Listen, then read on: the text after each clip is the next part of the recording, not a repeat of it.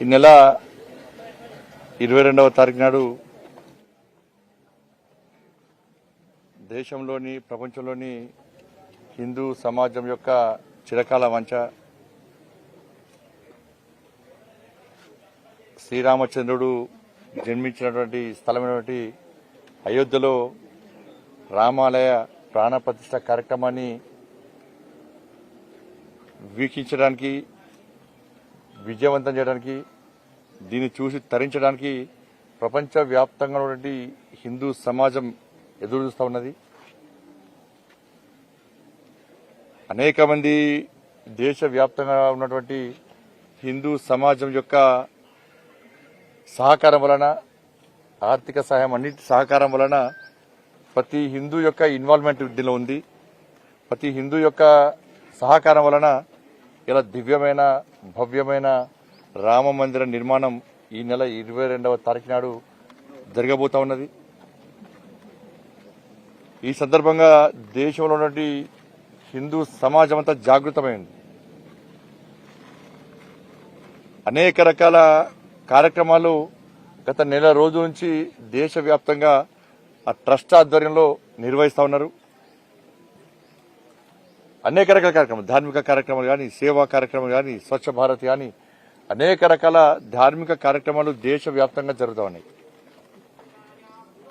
దానిలో భాగంగా మా ప్రియతమ నేత దేశ ప్రధాని నరేంద్ర మోడీ గారు, మా జాతీయ అధ్యక్షులు జేపీ నడ్డా గారు ఇచ్చినటువంటి పిలుపు మేరకు దేశంలో ఉన్నటువంటి దేవాలయాలను శుభ్రం చేయాలి, సేవా కార్యక్రమాలు చేయాలని చెప్పి వారు ఇచ్చిన పిలుపు మేరకు నేను ఈరోజు కరీంనగర్లోని పద్మనగర్లో జరిగినటువంటి రామాలయము, శివాలయం, దేవాలయంలో శివాలయాన్ని ఈరోజు పూర్తిగా శుభ్రం చేసేటువంటి అవకాశం ఇలా నాకు రావడం నిజంగా పూర్వజన్మ సుకృతంగా భావిస్తాను.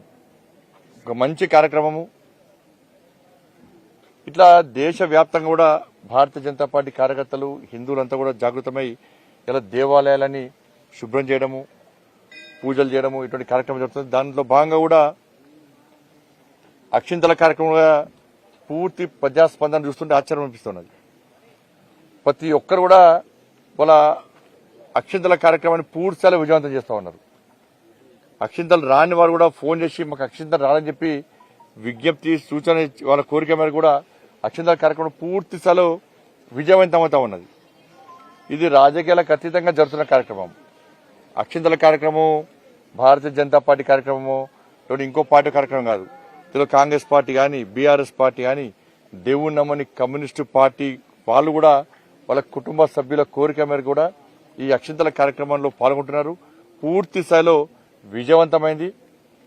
చాలా మంది కూడా 22వ తారీఖు నాడు సాయంత్రం ఉదయము స్వామివారి కార్యక్రమంలో పాల్గొనడం, హోమాలు, యజ్ఞాలు చేయడము, సాయంత్రము ప్రతి ఒక్కరు కూడా ఇంటి ముందు 5 జ్యోతులను వెలిగించడం, 5 దీపాలను వెలిగించే కార్యక్రమాన్ని కూడా చేయడానికి ప్రతి ఒక్కరు సిద్దమై ఉన్నారు. కాబట్టి ఇటువంటి బృహత్తర కార్యక్రమంలో, ధార్మిక కార్యక్రమంలో పాల్గొనే అవకాశం, చూసే అవకాశం ఉండడం నిజంగా ఈ దేశంలోని హిందువుల యొక్క అదృష్టంగా భావిస్తాను మేము.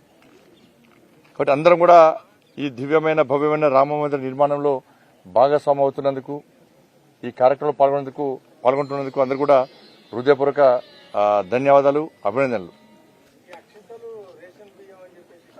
ఇక విమర్శలు దాన్ని రాయకే తెలుసుకోలేదన్న అన్నట్టు వాళ్ళకు ఉండాలి. అక్షింతలలో బాస్మతి బియ్యము, రేషన్ బియ్యం, జై శ్రీరామ్ బియ్యం ఉంటాయా చెప్పాలి. అక్షింతలే. దాని పవిత్రత తెలియకుండా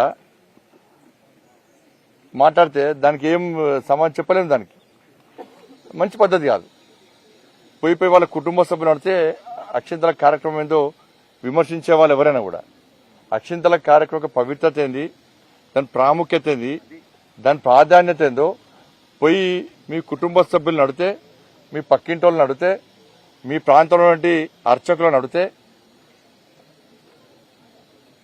దాని యొక్క ప్రాధాన్యత, ప్రాముఖ్యత తెలుస్తుంది. కానీ దయచేసి మళ్ళీ చెప్తున్నారు, విమర్శలు, ప్రతి విమర్శలకు ఇది సమయం కాదు.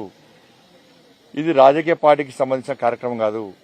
అందరం కలిసిమెలిసి ఒక పండుగ వాతావరణంలో నిర్వహించుకునే కార్యక్రమం.